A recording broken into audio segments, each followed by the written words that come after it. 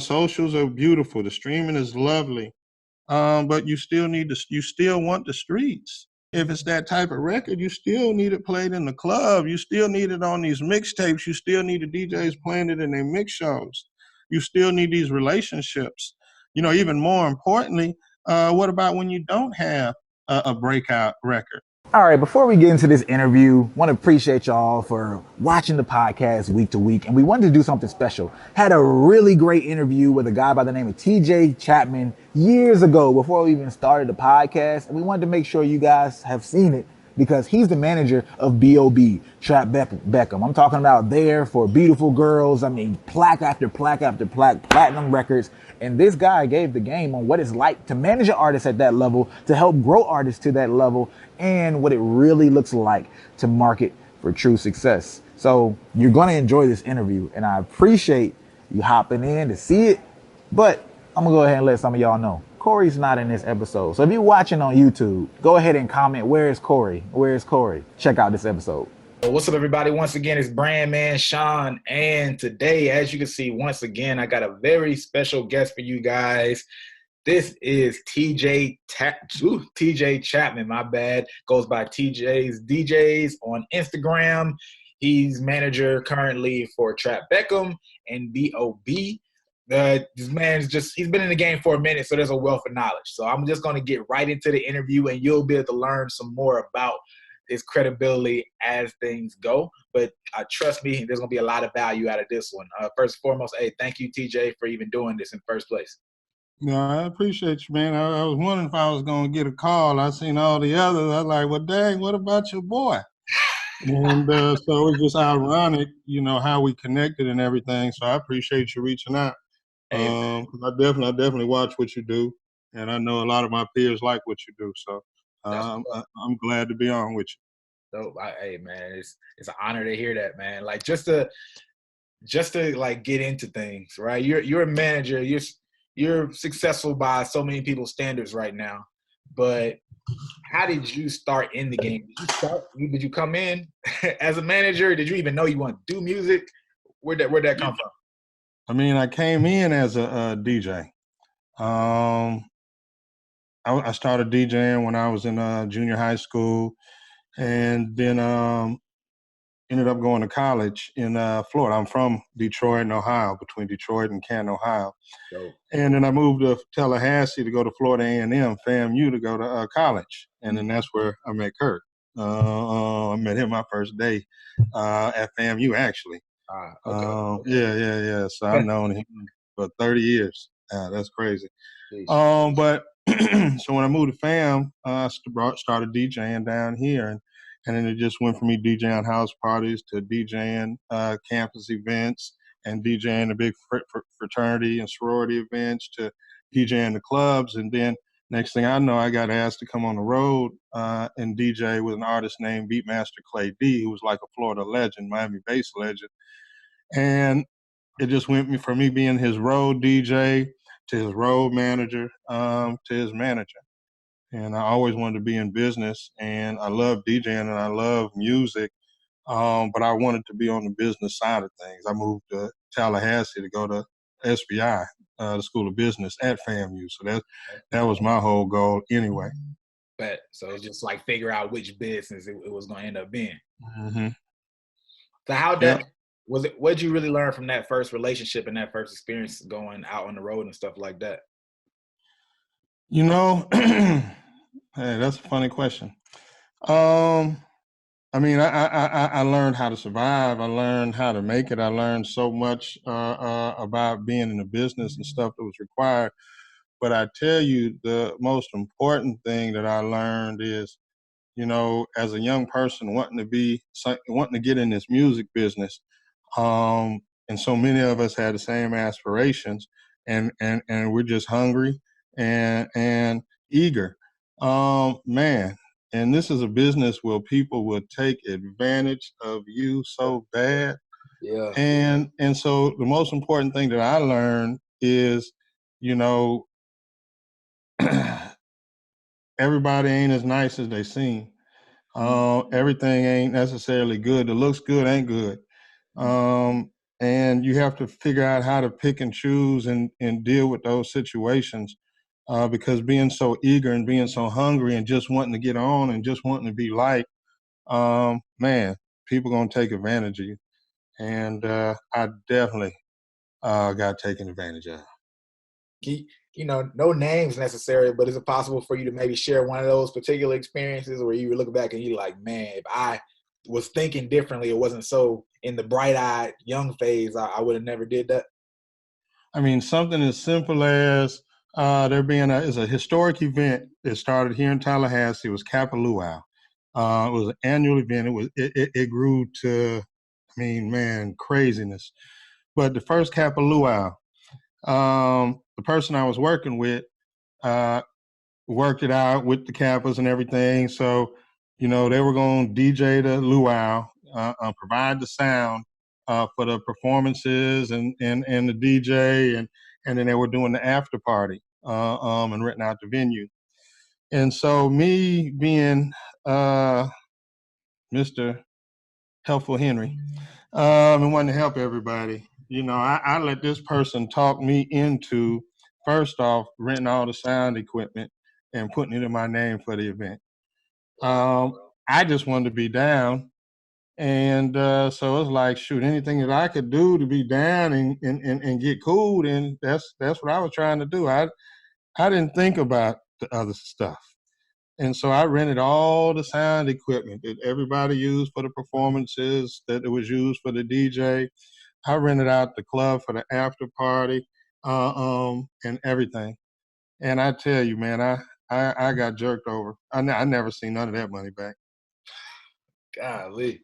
And I was just a young college student, you know what I'm saying? Just trying to get on, man. Trying to figure it out. Trying to figure it out. And man, I still got them outstanding bills. That stuff. But you know, the funny thing is, you live and learn. You know what I'm saying? And from all that stuff and from being taken advantage, it was a whole bunch way more than that. But learning that stuff, it taught me how to better deal with people and how to better deal in situations where I feel a person isn't right.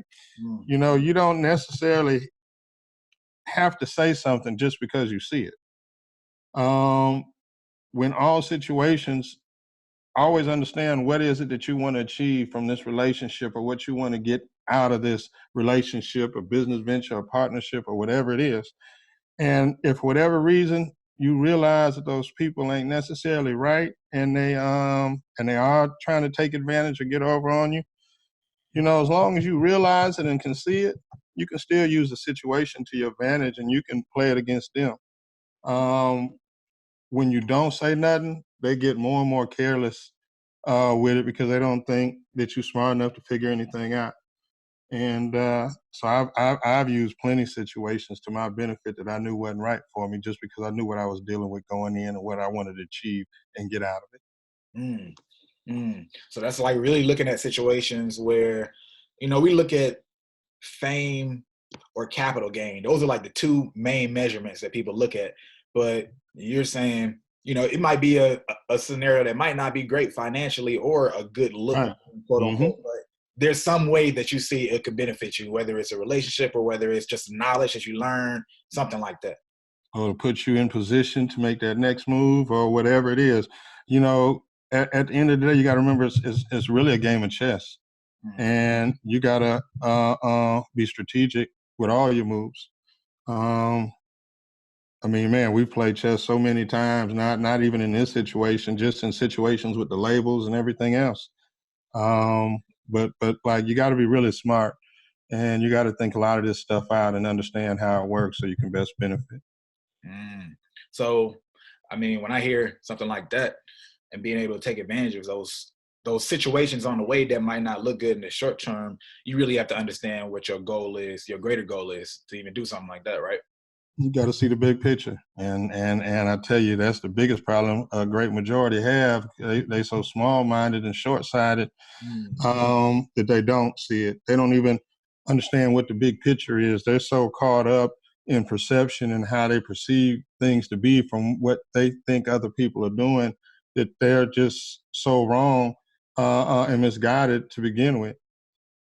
So when you say think other people are doing, that just like there's an ignorance when it comes to just dealing with like the music industry or entertainment in general, just from like when you're a little kid, right? There's not even getting real deep about it. It's just like when you're a little kid, you're seeing stuff on TV, you have no idea that it's nowhere near like the magic it is. It's a real industry, right? It's a real business.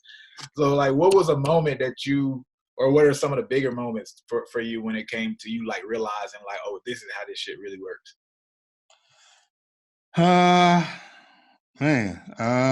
One of my first major deal. I did my first major deal was with NLN Records in 1993. It was an artist named Prince Raheem. He was out of Miami. He was the first solo Miami-based artist to get a major deal. Once again, where I'm telling you, I was that nice guy. I was so happy to have a major deal. I think I was 20. I was 22. And dog, I just wanted to be everybody's friend, bro. Like, I just wanted to get along with everybody. I wanted everybody to like me. I wanted to be their friend. I wanted to go above and beyond. But man, I became the scapegoat for so many people and so many things dealing internally with that major label, and I didn't know how to deal. You know what I'm saying? I didn't know how to deal. I didn't know how to cover my ass. I didn't understand paper trails and know how that stuff worked and how to use that stuff against them. So my A&R person sat down and talked to me one day. And he was like, man, I see what's going on. I know that you mean good. I know you didn't do that. I know you didn't do this. He was like, but you have to understand how to play the game so people can't throw you under the bus like that. And so you can always have some type of paper trail and documentation so you can, if they do, you can flip it and actually reverse it on them. And I had to learn the hard way, but, you know, I learned how to make notes of every conversation and what was said and dates and times and what was supposed to be done and what wasn't done and, you know, and kept a journal. And then one day I ended up having to, because they made me look so bad. And so one day I had to go ahead and use all that. And he was real cool with Chris Blackwell, who owned NLN Records, who found Bob Marley and everything. And so I sent an email to Chris documenting everything, the dates, the times, everything that wasn't done, everything that they were supposed to do, everything that they said wrong, and laid it all out. And, you know, that person got fired. Sheesh. But it taught me how to deal in corporate business. You know what I'm saying? It taught me how to maneuver in that corporate system with people that prey on eager beavers like me. Got you. That paper trail thing is definitely something I think is a value for people to learn when it comes to, I mean, you know, that most people coming into music, at least on the hip hop side, that, you know, that I know a lot of aspiring artists, you know, they're not necessarily even going to school. And even if they are going to school, that dealing with corporate is different than going to school. Right. Yeah. So I think that's a valuable thing to learn. So when you, but it's different now because you have a paper trail with basically everything. You know what I'm saying? You have a digital trail, whether it be with the text messages, whether it be with the emails, the DMs, the social, whatever it is, there's actually a trace of everything except your phone conversations. Yeah. So nowadays there's a paper trail with almost everything. That's right. So it's a whole lot easier. I know I'm telling my age, but it's definitely easier. Let's take a quick second to talk about the elephant in the room. If you're an artist trying to grow, we already know what your goal is, 1,000 true fans. Everybody talks about it, but how do you actually make that happen? How do you get those fans? It's not just about getting views. You got to push people further down the funnel. So let's talk about it. Number one, do you have these people's data, right? Do you have the ability to text and build highly engaging relationships with these people, can you boost your Spotify plays to actually have engaged users, not those surface level playlisting plays? Well, guess what? Fever Fan is a platform that allows you to do all of those things in one. So it's not overwhelming. You don't have to switch and have all these different logins and switch all your link in bios. You have even a link in bio tool that you can do. So everything is done in one place. So not only do you grow your fans, you do it for less work. How about that? Check out foreverfanmusic.com, because we know it's not about views for the day. It's about getting fans who will be there forever. Foreverfanmusic.com. Let's get back to this video. And so, I mean, you've been in it so long, and I know you've gotten so many lessons. When was the first time you were in a management situation where, like, you really felt like the artist was taking off? Was that B.O.B. or was that something earlier than that?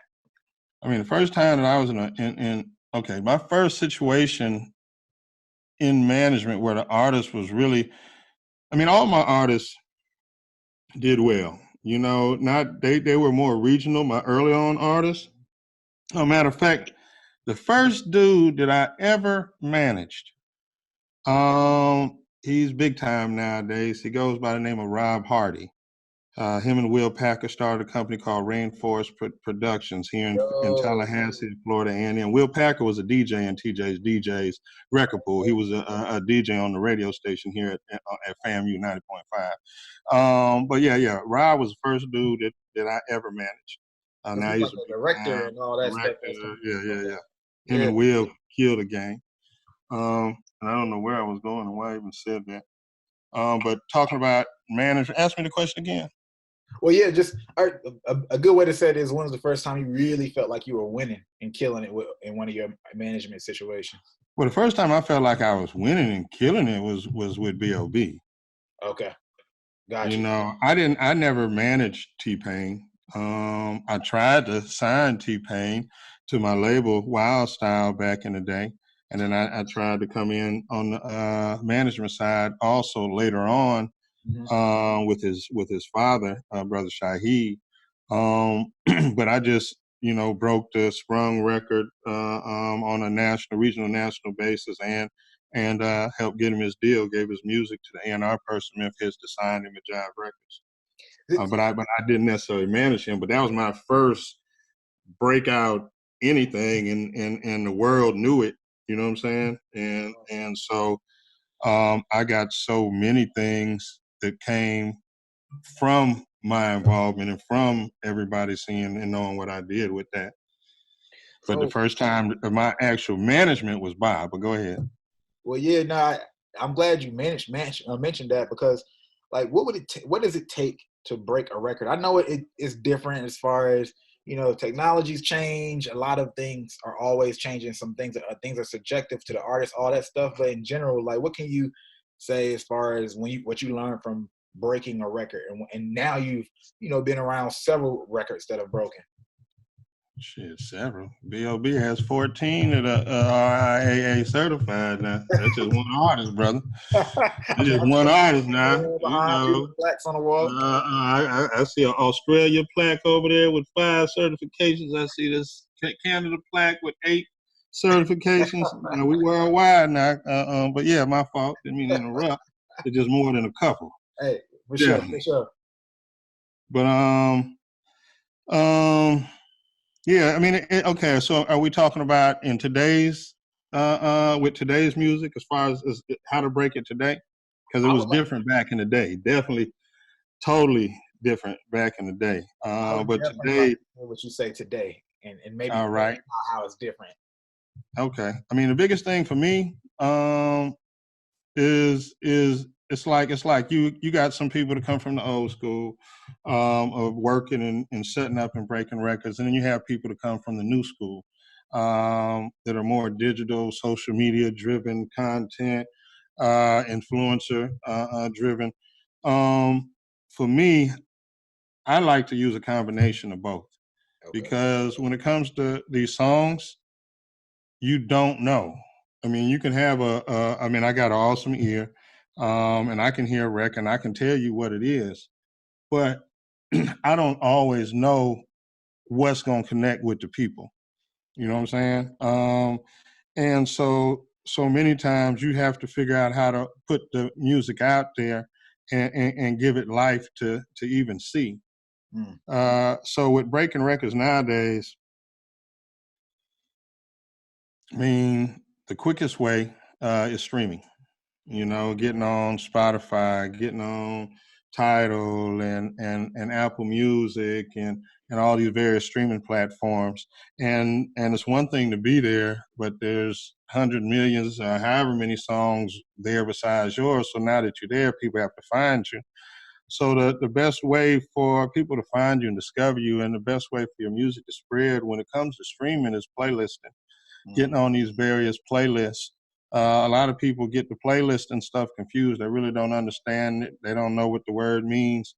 And when you start talking playlisting and just using Spotify, for example, you know, there's multiple levels of playlists. Most people want to start at the highest level and go for your rap caviars, which is the largest playlist there is. If you get on that playlist, you're going to be on that playlist 30 to 60 days. And from being on that playlist, you're going to get millions of streams. And so everybody wants that, you know, because shit, you get on rap caviar, you gone. You out of there. But you know, you can't be on all these top playlists. And when it comes to playlists, and I was just talking about the different levels, you got to understand who puts these playlists together. And those are called curators. Curators are like the modern DJs. They're like the modern A&Rs. These playlists are like the new modern global radio stations, you know. But you got the curators, and the curators are the ones that put the playlists together, and that's who you reach out to get your music on these playlists, where there's going to be different levels. The biggest playlists across the board are the Spotify curated playlist, or even on Apple Music, the Apple Music curated playlist, the playlist that they curate themselves. They have different people in the building that are responsible for picking the music for those playlists. And it's up to you to get on their radar. It's up to you to try to find out who they are and build relationships with them so you can get on these playlists. But if they don't know you and you don't have nothing going on with your record, they're just not going to throw you on the top playlist like Rap Caviar. So then how does that work? Well, then there's other levels of playlists. So then you got playlists that are ran by different brands, whether it be a magazine or your favorite drink, or whatever it is. But then they have those levels of playlists. Then you have smaller levels of playlists. There might be individual DJs and key people like that. And then your favorite blog sites. Everybody has playlists nowadays, and it's just a matter of finding out who the curator is for each of those playlists. And then you start at the lowest level playlist, which is just people like me and you.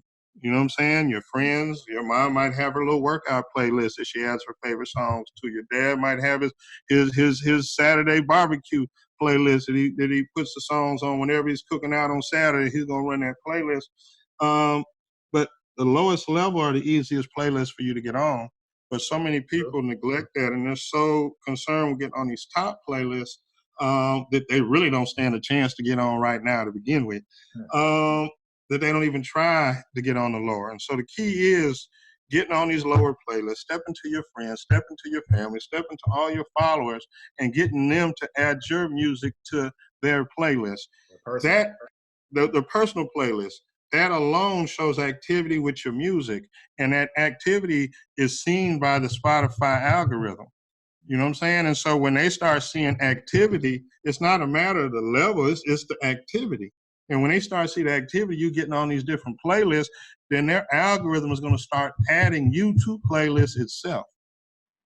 You know what I'm saying? But so many people shoot for the top and don't realize and don't target all these other levels of playlists. So streaming, that's one of them. You know, so that's just one example from the streaming side, but streaming is so key. Another thing is probably one of the top forms of marketing right now is influencer marketing.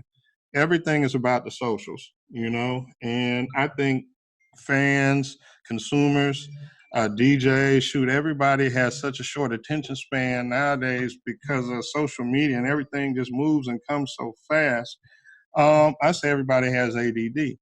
So when it comes to pushing out a new song to these people, you know, you can't just, make a post with the song in the background and now you posted that and you think that's going to stick. No, there's a million other songs that's coming out today on somebody else's socials the same exact way. And so you have to figure out how to get this stuff to stick in the people, stick with the people until they remember it, till they know it, till they fall in love with it. And influencers are one of the best ways to do that. You can pay an influencer to go ahead and do something with your product. Whether it's a song, just say it's a song. Okay, now you pay it, whether it's a big twerk girl that all she does is twerk, but she has millions of followers that watches all her twerk videos. Okay, well, yeah, they're not watching her to hear your song, but they're watching that. And when they're watching that, they're hearing something. Yeah. You know what I'm saying? And as long as they're hearing it, that's good. And it's just all about the repetition. And so you get a big influencer.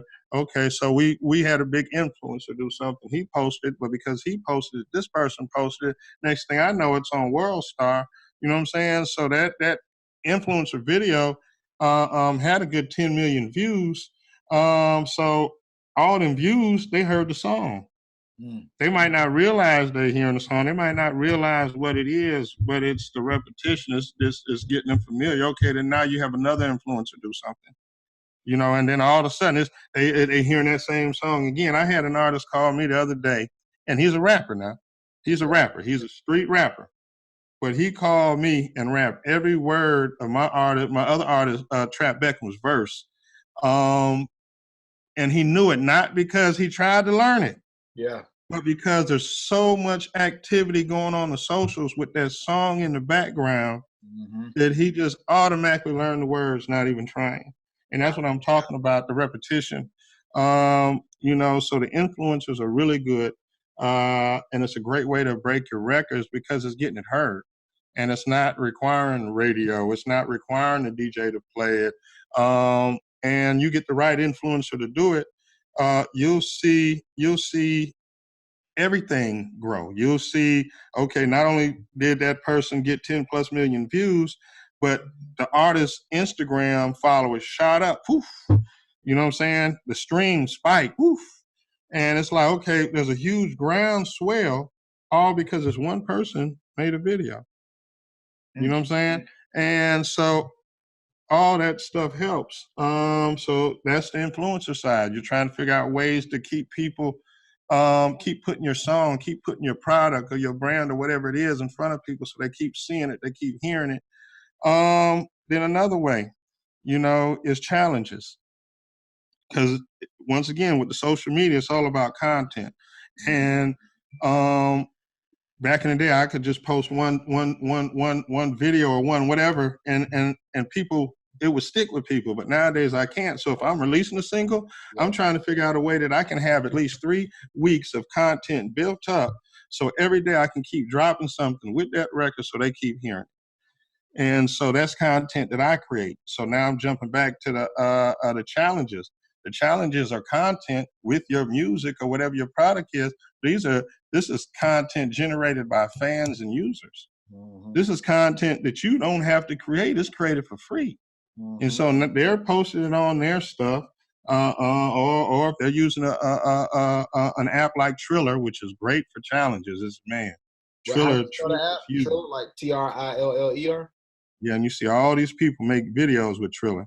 Okay. Man, the Triller, man, shout out Triller, man. I love y'all. You know, like just say the new single we did. And we got the challenge going. But on Triller, it's the feature challenge. I think it's 900 plus videos. I need to look again. It might even be more now. But it was a few million views. It was 3.4 million views of the challenge videos. So there's 3.4 million times that people heard the song, whether they was trying to hear the song or not. And so all these things are helping you get people, you know what I'm saying, familiar. So the challenge is you just repost their content. You know what I'm saying? So now you're showing love to the fans. And so they loving you because you posting their stuff. So when you post, they're going to repost it again in their stories at least. But this is all content now that you have every day from other people that you can just post at your own song. Boom, boom, boom, boom. And so it's just sticking, you know? So, okay, so now we hop from that side. You about to say something? No, yeah, I was just saying dope because what one thing I hear constantly from you is really, I break it down into active and passive listening. Like that active, like they're going to the song or the videos, the content might focus on the music, but then still hearing it subliminally in all these other ways too. So it sticks. Like, and I know it works because I remember the first time, like you said, that artist did. First time I realized that happened to me with a song was actually like Usher's, like if you feel in your body, like somebody like the I know it. Everybody knew. came on and I like just on the radio when I was a kid and I sang the whole song through and I was like, I didn't even know I knew that song. And so I understand how that happens. It's wild. And so people have traditionally done that with radio, you know what I'm saying? But now with social media, you can do the same thing, but you can control it. Yeah. You know? So now I'm going to hop from the influencer and the socials and all that stuff, and I'm going to hop to the DJs. You know, so many people nowadays forget about the DJ. So many of these young artists, because of social media and then becoming social media stars and celebrities, you know, they may be able to bypass the DJs at first. And so many of these other artists watching how these new artists are getting on, they thinking that that's the wave, so they following it too. The DJs are still so important and so key. You know, socials are beautiful. The streaming is lovely. But you still want the streets. You know, you still, if it's that type of record, you still need it played in the club. You still need it on these mixtapes. You still need the DJs playing it in their mix shows. You still need these relationships. You know, even more importantly, what about when you don't have a breakout record? And then what you gonna do? You can't do nothing, and you can't go run to them then. You know, so you need to build the relationships with these DJs so they can support you now as you're trying to win, or even when you're not. But because you built that relationship and they like you and they mess with you, then they support you. I remember Trinidad James, All Gold Everything. You know, it broke on socials. You know, it broke with the video and went bananas. And I tell you, it broke so big, so fast. You know, he really didn't build his foundation in Atlanta with the DJs. Yeah. And so after that All Gold Everything record, he like I go do interviews with my other artists, and we just be sitting there talking, and they be talking like how he never came by the station, even when the record was hot. You know, and so when he wasn't hot, you know, he couldn't go back to him like that. You know what I'm saying? And so many people don't understand the importance of that. And these people take it personal. But the DJs, man, they're everything. And, you know, they're the front line for me. You know, all my records, for the most part, have been broke by the DJs. And if I didn't have them, then I wouldn't be able to do none of the stuff that I'm able to do or have done. But the DJs are very important. You know, okay, a lot of people tell me they don't know how to get to the DJs or who the DJs are. You know, I think all that shit's so lame. You got social media right now. Right. And really all you got to do is find a DJ. Find a DJ, whoever's a popping, you ain't got to know nothing. Whoever the popping DJ is in your city that you hear them shouting out on the radio or whatever, you ain't got to do nothing but go find him on Instagram. And then you can do something as simple as going and looking at who he's following. DJs a lot of times follow DJs. You know what I'm saying? So you can go look at who he's following and go through his follower list and click on each DJ that he's following. You know what I'm saying? And go to their profile and follow them. And, you know, if you want to, and you're not feeling lazy today, like you might feel a lot of the times, you can also on their profile see a little button that says email. or text, huh? Yeah, or message. Yeah. So you can easily send them a message in the DM with your song in the link, hint, hint, and then go back to their profile after you send the message and then click the email button. And then when it pops up in your email program, you paste the same thing in there with the same damn link. All right. And then you copy their email address. And after you copy their email address, you hit send. And then you go to your notepad in your phone on your computer and you paste the email.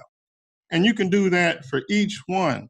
And before you know it, you have a full email list in whatever city, in whatever area you want. So all y'all with that stuff talking about what y'all can't do and that what you don't know, man, y'all are just lazy and you don't even try. I just gave you some super game. But most of y'all don't even want to put forth the effort. That's so true right there. Like, and that same applies to influencers and other type of people you're trying to find. I have a lot of people ask how do you find influencers, and it's not even something you can really answer for somebody. It's like, because what's the type of influencer that likes your type of music? But you got to do the work of all that process right there. You got to go through that process. Unless you're going to pay me a hefty sum. That's not what I do. But if I was going to do it, you got to pay me a hefty sum to find it for you, because that's a real, like, it takes time. And you got to go do it if you want it. So but it's easy, though. It's not even like it's a game. It's just tedious. But it's simple. Listen, you can train a monkey to do it. Straight up. Yeah. But it's just tedious, and most people don't want to take the time. And it really don't have to be even as tedious as it sounds if you know how to use technology. And I'm just going to give y'all some more games. So, yeah, I told you to go and DM them the message. I told you to go and send them the email.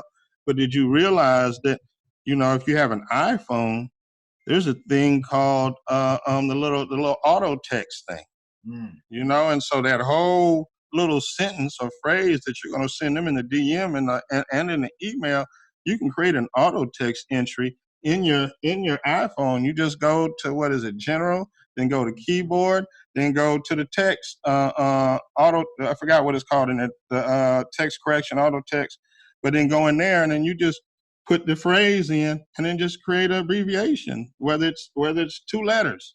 And when you go to them DMs, you just type that 2-letter, and then it's going to fill out the whole sentence with the link and everything in there. You click through to the email, you type them 2 letters again, it's going to fill out the email, and you hit send. Yeah. You know what I'm saying? And so it can all be effortless. But once again, y'all got to make the effort. So, okay, so now then I was talking about the DJ standpoint with breaking records. Like there's so many ways that you can go at it. And then an old school street method, getting out in the streets, passing out CDs, even though they're not as effective as they used to be and not useful in a lot of situations, but they still are useful in some. Okay. So I still think it's good to have some CDs on you to be able to pass out, depending on what kind of event you at. Making sure you go to the barbershops and the hair salons and making sure they have the music. Go to the little corner stores and gas stations and making sure they have copies of the music to give out on the counters. Old school posters. But the standard old school street promo. And then last but not least, your social media promo and marketing. Not the content and the influencer stuff I was talking about, but more or less advertising. Facebook is the cheapest, most cost-effective way that you can advertise nowadays. And then Facebook owns Instagram. And so it's like, man, between the Facebook and the Instagram marketing and promo, you can put your stuff out. And I know you talked to Jen, so I don't need to say too much because he's the guru. But between all that stuff, it puts your music in front of people that's not even checking for you. Or even if it is and people don't realize, you can set all this up through Facebook. You can use the Facebook as business manager and target and your ads. But the one option that you can get through Facebook that you can't get through Instagram, but it's your Instagram ads that you're setting up through Facebook, is you can target your ads at anybody that has engaged with your Instagram account in the last 12 months. Yep. So just because somebody liked it or looked at a video, you know, they might have forgot about you. And it's not that they ain't interested, they just don't know and they haven't seen anything. And it's funny to me how many artists feel like advertising is cheating. They want to be organic.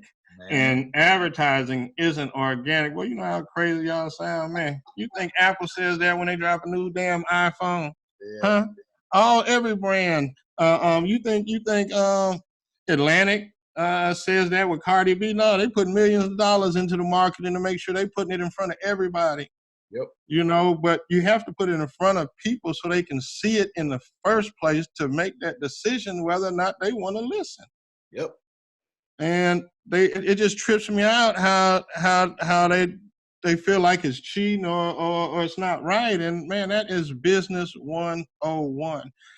At the end of the day, you have to figure out with your music how first off, you got to find a place for it to live. Mm-hmm. Number two, you got to figure out how you're going to give it life. And I can't tell you none of that for sure. I'm going to shoot at all these methods to try to find the right one. And if all of them work or whatever, that's the more the merrier. But I'm not limiting my odds, you know, in breaking this record. I'm going to try to expose it every way possible. I'm going to use all the methods that I told you to make sure I expose it to people till I find something to catch and this record actually gets life. Yeah, it's weird that in the marketplace today there's this big pushback or desire to be organic as if it makes things pure, right? And I don't and organic and marketing don't necessarily go hand in hand. Because at the beginning it has to be artificial. I don't care if you didn't pay any money, but I asked you. The fact I asked you to listen to my song personally is me putting in some artificial effort to get you to listen. Like you want to start or spark some organic. That's what you want your artificial marketing to do, but you got to get like that ball rolling. And like there's so many people that are like, I'll do a video about an artist on the channel, for example, and someone might be like, oh man, this is fake, or their industry plan, or they paid, or they had money. And it's like, you're talking about them for the methods they use, but they're where you want to get. Like, so try to use those methods as opposed to like, I don't understand that. But they're killing themselves up for sure. Artists, pause for a second, because if you want to grow, you have to understand how to show your music to the right people, but also you got to have a track to capture those folks, right? You want to create fans, you want to create stands, and you want to have those fans forever, right?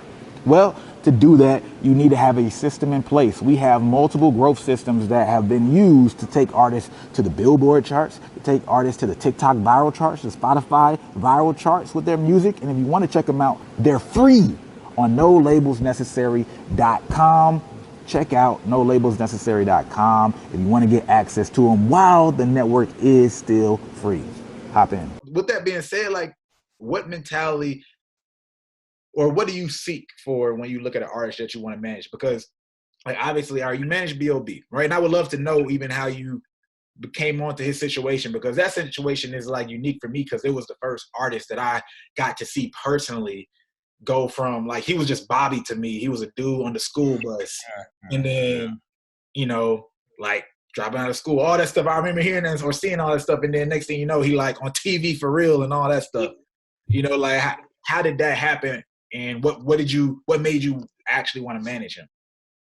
You know, funny thing is, and I told this story at an event on Tuesday night. My boy DJ Funky, he's with the Coalition DJs. He called me. It was August 14, 2006. I was in Atlanta for the Core DJ retreat. Yeah. And he called me talking about, man, come to the club, come mess with me, man. You don't hang out with me no more. He was like, come on, man, stop sounding like that. No, man, you know. So I was like, all right, bro. I'm going to come to the club tonight, you know, and I'm going to hang out with you. And so he's the only reason I went to Club Crucial, T.I.'s club. Yep. And I wasn't there to see no talent. I didn't know what was going on. I didn't know it was an open mic. I didn't know nothing. All I knew was Funky wanted me to come to the club and hang out with him. Mm-hmm. So that's what I did. And I wasn't paying no attention to no groups. I wasn't into that that night. That ain't, you know what I'm saying? So, but then all of a sudden this kid performed. And it's like, he got my attention, and I'm bobbing my head. Next thing I know, I'm waving my hand side to side. The next thing I know, I'm singing a song. And I'm looking at myself like, bro, what you doing, bro? Like, what you do? Like, because I'm into it. And then I'm asking people next to me, hey, who's due? I don't know. Hey, what's that song, man? I ain't never heard that before. So I'm like, okay, these Atlanta radio and people and DJs, and they don't know who this is. Yeah. So as soon as he got done performing, I walked down to the stage and was like, hey, bro, my name's TJ. What's your name? He was like, B.O.B. I was like, do you have management? And the first thing that I seen when I was watching him on stage and I was waving my hand from side to side, singing along the song, all I could see in my head was that this was my makeup for T-Pain. You know what I'm saying? That's all I could think in my head. Okay, this your makeup for T-Pain. This your makeup for T-Pain. This your makeup for T-Pain. And so I went down, hollered at him, asked if he had management. Then he was like, yeah, he pointed over there. And then next thing I know, here come B Rich walking up laughing. And B Rich managed him, and so then we talked.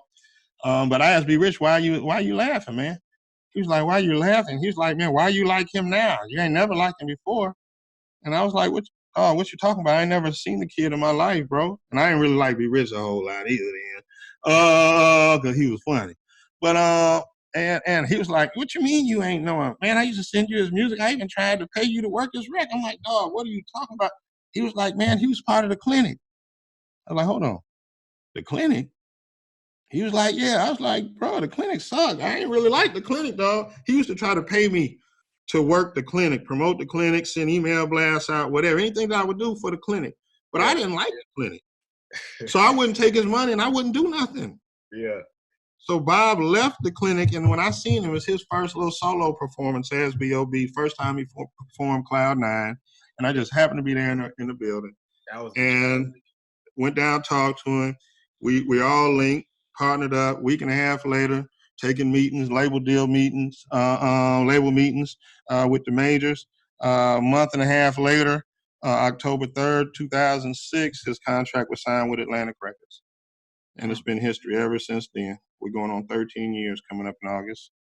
Dope. It's funny to hear that was Cloud9 because that was that joint for me back in the day. I used to play that. Yeah, I used to play that one a whole lot. Was that I remember hearing like back then, like that he was the Crucial that night at Crucial. Did he have the guitar with him that night? No, he didn't play the guitar yet. He hadn't even started playing guitar yet then. Okay. He did play guitar at Club Crucial another night. Okay. It was a core DJ tree came in there with the band, playing the guitar, rocked out. But the guitar was something that he learned. Matter of fact, when he got signed by Jim Johnson, label Rebel Rock, and Jim has his situation through Atlantic. So we ended up moving to Miami. And he would always be in the studio with Jim. Jim used a lot of guitars, and he had a guitar player named Franco. Okay. And Bob just meshed with Frank, and then Bob started taking guitar lessons on his own, acting class. Like he took all this stuff as a 17-year-old kid now, with his own money. He wanted to perfect his craft and his art. So he took acting classes, he took guitar classes, he took singing classes. Wow. To perfect himself as an artist. And so you were saying it was funny because you saw him, at the one level and all the way up to the one time where at the point where it just skyrocketed, but it was so much work put in between, nothing on You didn't come out till 2010. He signed in 2006. Yeah. So in that 4-year period, we dropped 7 mixtapes and went on 7 different tours. So all those were foundation building techniques to build Bob, to build his fan base. Our whole philosophy was just building fans one person at a time. And that's just the way we went about it. But yeah, so all these things laid his foundation, and so when he finally had that big record, he had been on the cover of all the magazines, every outlet, every media outlet had Bob next for years. It was just okay, when is it gonna happen? You know what I'm saying? But he was the darling of all the media. But it was the process. Go ahead. That's perfect because I would like to. I mean, you're the perfect person to ask because for me, he's such a unique artist, right? And like he's very diverse, and so many artists want to be diverse. Like so many people say they want to be diverse and they aren't diverse for real, but he is like truly diverse. And I remember like, you know, all right, the Cloud Nines and things like that. And then, you know, it was a track that would be on the radio. Haters everywhere, and then I'll be in the sky. Exactly. And those tracks were like, some of them were a little bit smoker, some of them were a little bit more Atlanta, Decatur, a little bit hood. Then he'll have the ones that are more poppy or Andre 3000-esque. But when he blew up with the Nothing on You, right, that was straight pop.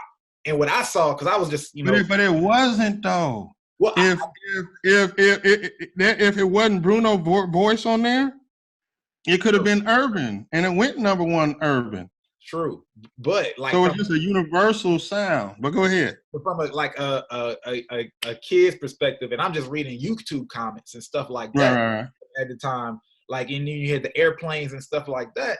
Like that introduced him to such a pop world. And then what I started to see, just watching as more music got released from the comments perspective, I would see he might do something back more on the, you know, Atlanta hood or type side sometimes, and then the pop fans will be calling him a sellout. And then I'll see, you know, and then and then when he's doing the pop stuff, the hood people are looking at him one way, like, what is that like from the inside?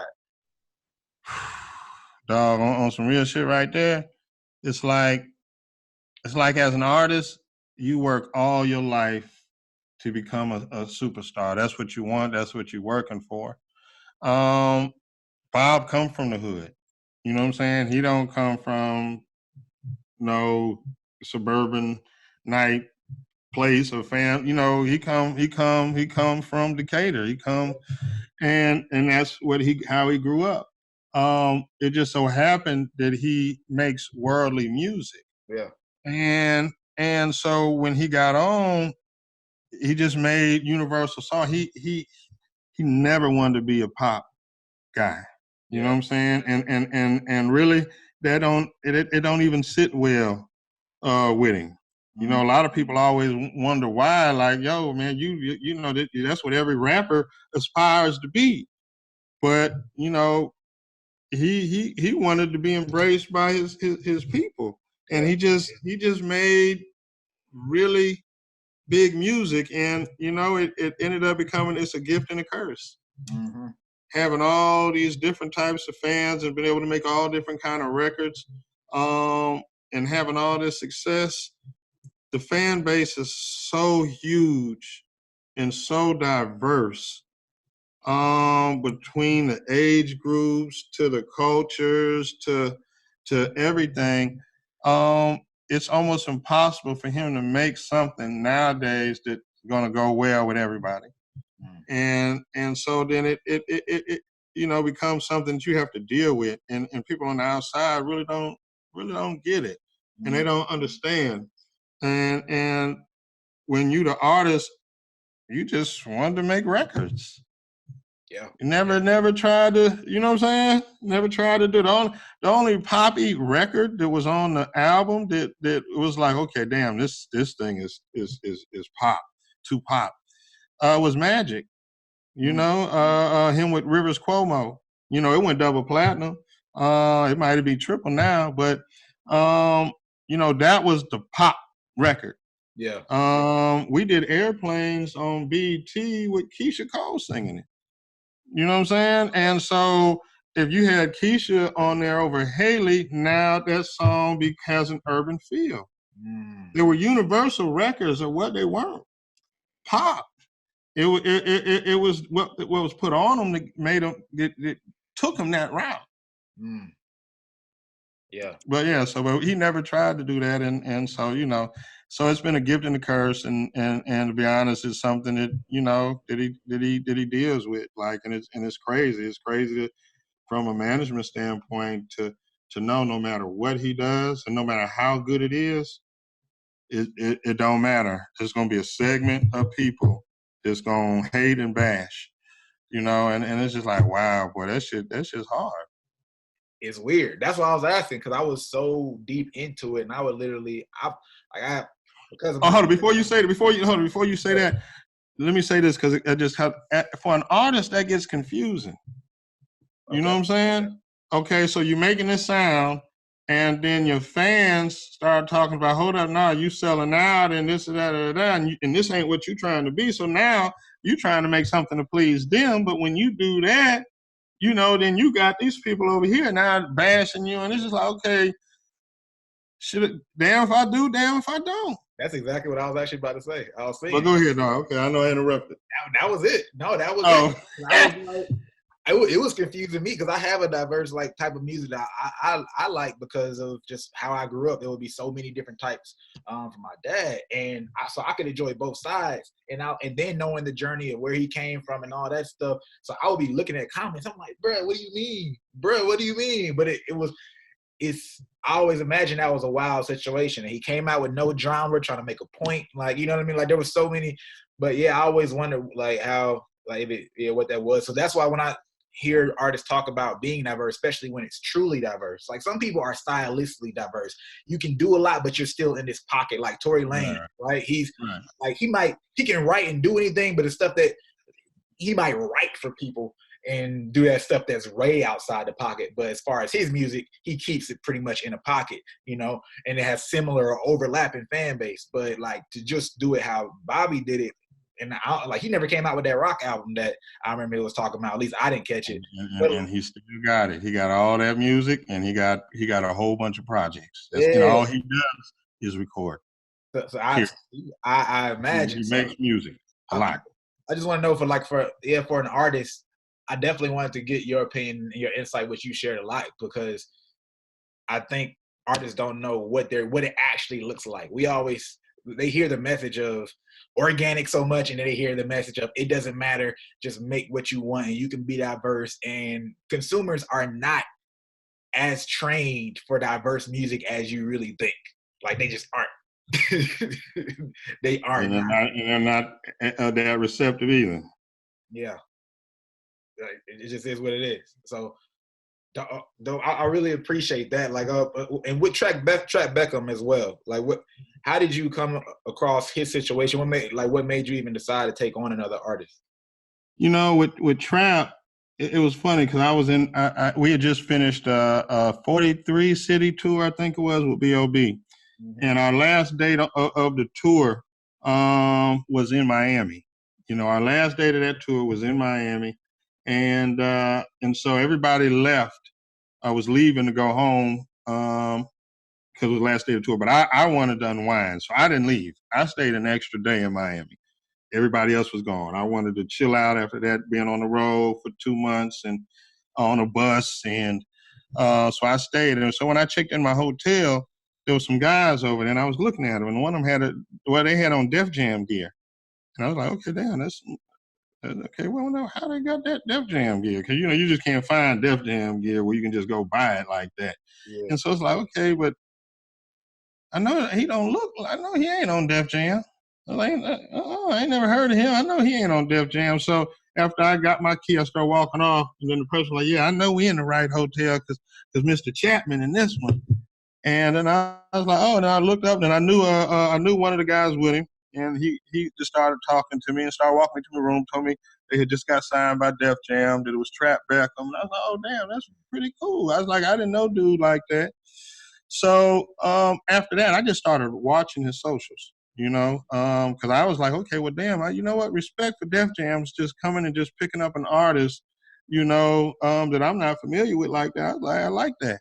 So I just started watching. I was impressed with all the movement, everything going on.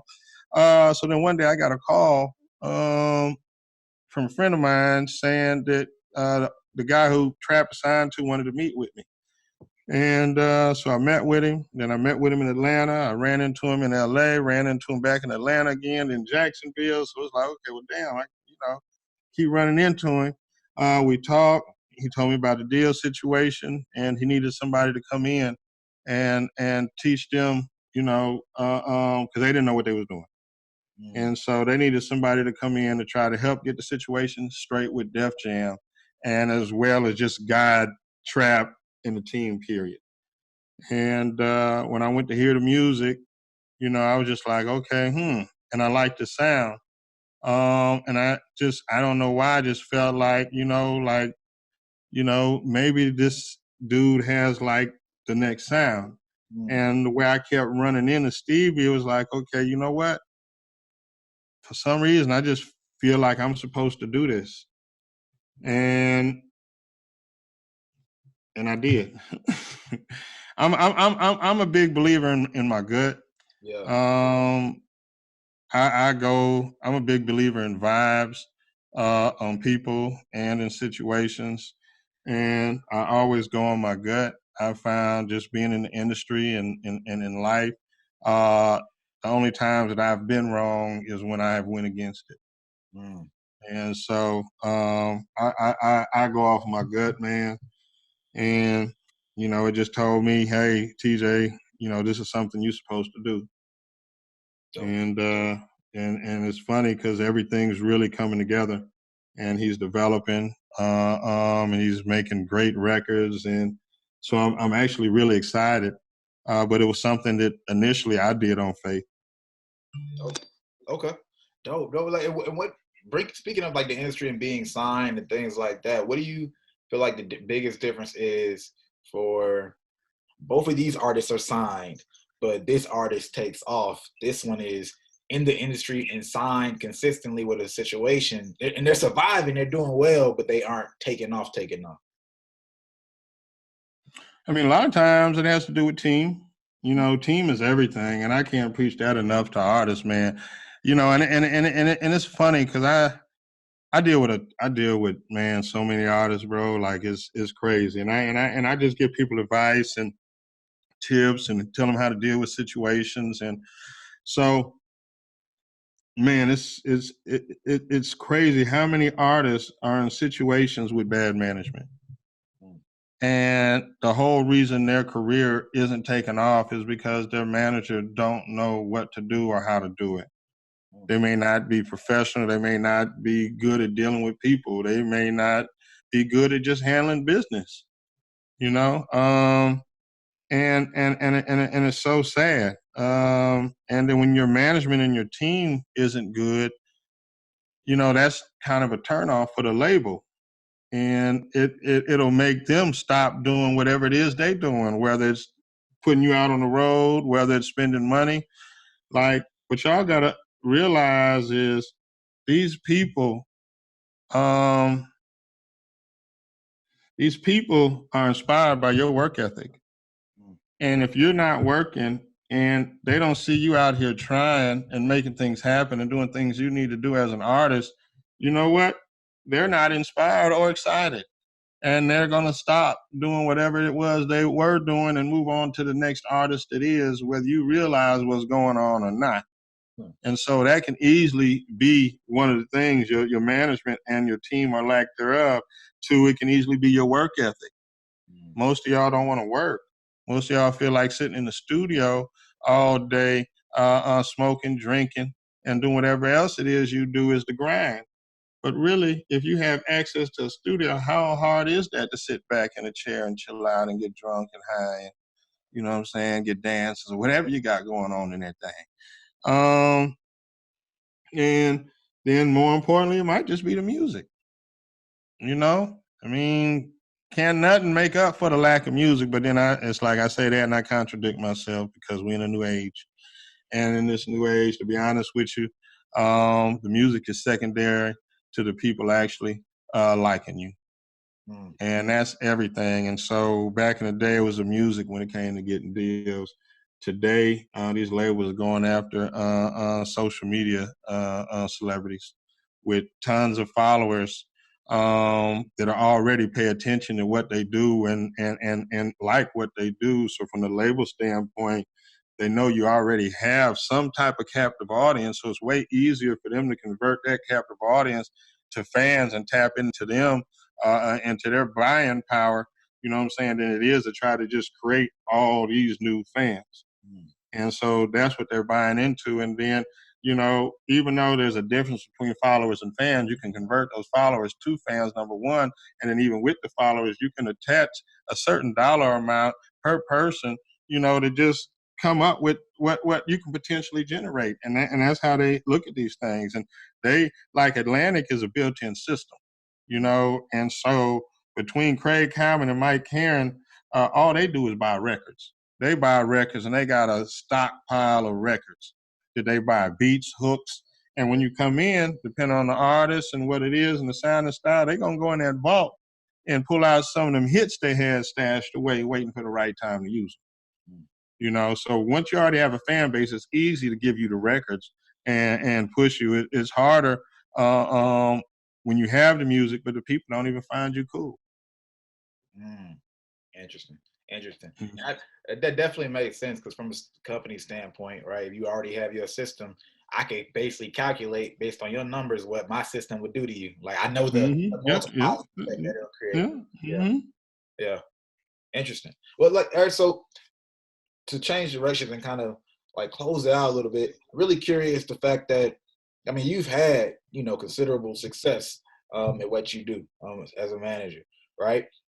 And a lot of people, not even your level and above, but even people who've had success but less success than you, wouldn't be sharing as much as you do, right? You do the free music reviews, TV, like all that stuff. You listen, you share. What causes you to actually be so involved and touch bases with artists hand to hand as you do so much? I mean, to be honest, dog, that's what I've done my whole life. And that's how I built my brand. That's how I built who I am and everything I'm able to do. You know, I started out with TJ's DJs, which was a record pool, and grew that. But the thing that made everything take off was when I started doing my conference, and I did called the Tastemakers Only. It was a conference I did 4 times a year, every quarter, and it was a platform for everybody, and everybody that you can think of that's in Southern rap would come through my event. You know, and man, it was a launching pad. Like, dog, it'll blow your mind. You know, all these Southern artists, it was a launching pad for. The first time T-Pain ever performed Sprung was at my TJ's DJs. The first time Gucci Man performed So Icy was at TJ's DJs. He didn't know the song. You know what I'm saying? He didn't even know the lyrics yet. He forgot the lyrics on stage. Man. You know, the first time Bob performed I'll Be in the Sky was at TJ's DJs in Tallahassee at the Moon. But I mean, I can go on and on and on and on. And there were so many firsts and so many of these big artists, you know, and even an event that I started with Julia Beverly called the Ozone Awards. That was real huge. Did in 06, 07, 08.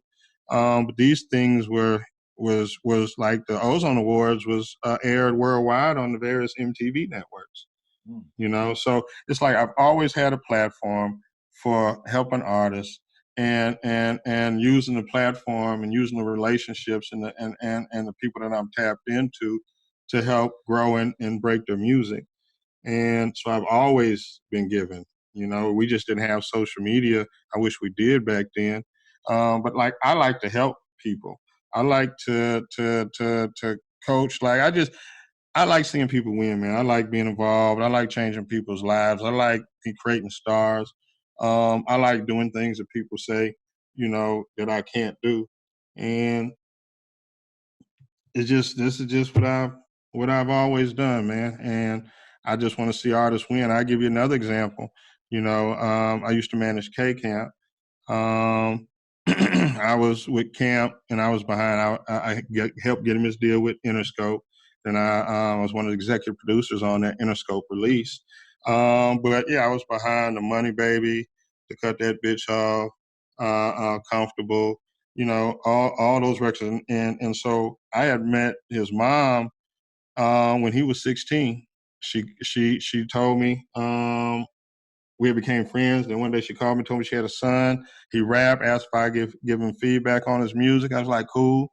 I got on the phone with him. Music really wasn't that good. I told him I wasn't feeling the music, what he needed to work on. You know, his mom called me back, said thanks. She said, you know, I don't know what I said, but it kind of made him a little upset or whatever. But he vowed to keep working until I liked his music. Yeah. You know what I'm saying? And he would call me, he would text me or email me or whatever. Hey, man, what's going on? Hey, I got this, check this out, da, da, da. And I was always a mentor to him and his mom. And I was a mentor to him and his mom for years, maybe like 4 or 5 before I ever got involved with the management with the Money Baby and Cut Her Off. But me giving people help, me providing value to people it builds a trust factor with them and my brand. And so, with that, it enabled me to come in on a situation that was already in place. You understand? And the same with the B.O.B., it was a situation already in place. The same with Trap, it was a situation already in place. But I know what to do to take whatever it is from here up here, but it's the giving the information, it's helping people out. It provides credibility for me and my brand to be able to move. It just helps. Shoot. I make money from it. I don't make money from giving advice, but because of the trust built from that, I make money from it indirectly. People want my services. People want to submit music for my show. People want me to come speak at their event or host or come A&R their project or whatever it may be. So that's why I do it, man. Because I like helping people, man, and I feel like I'm blessed from it. Dope. Okay. Last question. Is there anything else that you want to accomplish within music, or if it's outside of music, another industry or side product? I don't know. In music, it's like I want to do something else, but it's like I'm so good at this and I got so much experience and I know everybody. Yeah. It don't make sense. But I still say I still want to have a successful record label one day. I've had labels in the past. Been involved. I was one of the founding members and one of the owners of No Genre, BLB's label. But I've been in other label situations, have my own label. But I'd like to have a successful label before I leave this business, before I leave it alone. It ain't got to be a long-term thing. It can just be my label and me having some record-breaking projects, and then I'm cool. But yeah, outside, I like to eat, man. I like to eat. I like to cook. And I would love to just be able to chill out one day and open up a dope little restaurant lounge and just kick back. Dope. Oh, gotta have the hookahs in there though. Gotta have the hookahs. Gotta have the hookahs. Yeah. All right. Dope, man. I appreciate you once again, man. And hey, everybody, follow TJ at TJ's DJs. That information will be in the description. I'll have his Instagram up on the screen, all that good stuff.